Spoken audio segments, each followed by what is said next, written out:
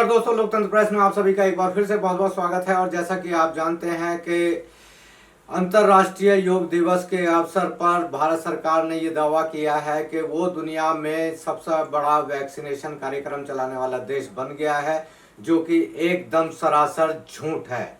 वो इसलिए झूठ है कि अगर हम दुनिया के सभी देशों की पॉपुलेशन देखें और परसेंटेज का हिसाब देखें तो भारत इसमें बहुत नीचे दिखाई पड़ता है। लेकिन एक दिन में 88 लाख लोगों को वैक्सीन लगा देना या 1 करोड़ लोगों को वैक्सीन लगा देने का मतलब ये नहीं है कि भारत दुनिया में सबसे बड़ा वैक्सीन लगाने वाला देश बन गया है। दोस्तों, वैक्सीन लगाने से पहले आप एक बात और सोच लीजिए या समझ लीजिए कि जैसा कि हम जानते हैं कि इस वैक्सीन को या जो इतनी भी वैक्सीन लग रही हैं पूरी दुनिया में, इनको इमरजेंसी यूज के लिए इजाजत दी गई थी। यानी उस वक्त में जो वैक्सीन के ट्रायल हुए थे वो सिर्फ 2 ट्रायल हुए थे और बाकी तीसरा ट्रायल होना बाकी था। लेकिन अधिकतर जो वैक्सीन है, एस्ट्राजेनेका की हो, कोविशील्ड या कोवैक्सीन, इनके अभी तीसरे फेज के ट्रायल होने बाकी हैं, यानी ह्यूमन ट्रायल होने बाकी हैं। और जितने सैंपल्स ट्रायल के लिए लिए जा रहे हैं वो भी नाकाफी हैं किसी भी वैज्ञानिक रिसर्च को पूरा करने के लिए। दोस्तों, एक बात और ये भी है कि हमारी सरकार ने कहा है कि अब जो वैक्सीन लगेगी वो लगभग 12 वीक के बाद में, यानी 84 दिन के बाद में लगेगी। लेकिन जो लोग विदेश जाना चाहते हैं वो 28 दिन के बाद में वैक्सीन ले सकते हैं। तो ये लॉजिक समझ में नहीं आया मेडिकल पॉइंट ऑफ व्यू से कि अगर वैक्सीन का असर देखने के लिए 84 दिन की ज़रूरत है तो फिर विदेश जाने वाले लोगों के लिए 28 दिन में वैक्सीन क्यों लग रही है।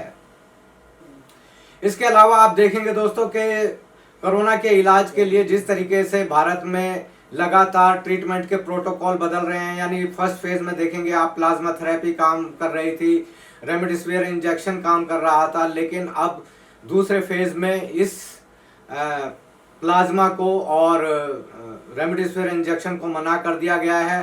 इस फेज में स्टेरॉइड पर ज़्यादा जोर दिया गया है। हालांकि स्टेरॉइड के इस्तेमाल करने से जो जितने भी हम फंगस अब देख रहे हैं, ब्लैक फंगस या येलो फंगस, इस तरह की जो बीमारियां हैं वो बहुत ज़्यादा उभर कर आने लगी हैं। यानी कि हमारे जितने भी डॉक्टर्स हैं और साइंटिस्ट हैं वो अभी इस बात पर पूरी तरीके से निश्चित नहीं हैं कि आखिर इस बीमारी का इलाज क्या किया जाए। और अब इस दूसरे फेज में जो कि ख़त्म होने जा रहा है, इसमें भी स्टेरॉइड के लिए मना किया जा रहा है। दोस्तों, कोरोना का फर्स्ट फेज, सेकेंड फेज और अब जैसे कि थर्ड फेज भी आने वाला है, यानी थर्ड वेव भी आने वाली है। लेकिन इस पर भी जो हमारे डॉक्टर्स हैं, साइंटिस्ट हैं, उनके कोई बहुत ज़्यादा मिलीजुली राय नहीं है।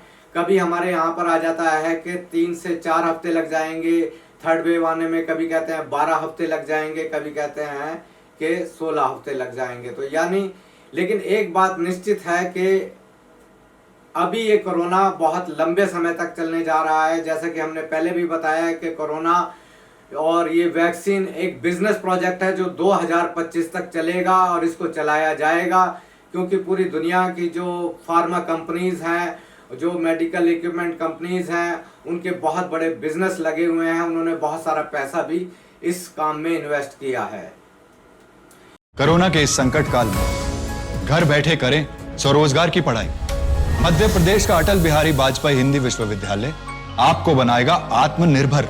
प्राथमिक चिकित्सा विशेषज्ञ डिप्लोमा करें और पाएं नौकरी, या शुरू करें अपने खुद का फर्स्ट एड सेंटर। बाल झड़ना, डैंड्रफ और बालों की हर समस्या का इलाज निशा हर्बल ऑयल, आयुर्वेदिक गुणों वाला Nisha herbal oil. Gaupath smart memory Ayurvedic syrup. इस सिरप से दिमाग और याददाश्त के विकास के लिए IGF-2 और DHA की कमी एकदम खत्म हो जाती है। My memory is smart memory. I am a smart girl. Are you? Gaupath smart memory Ayurvedic syrup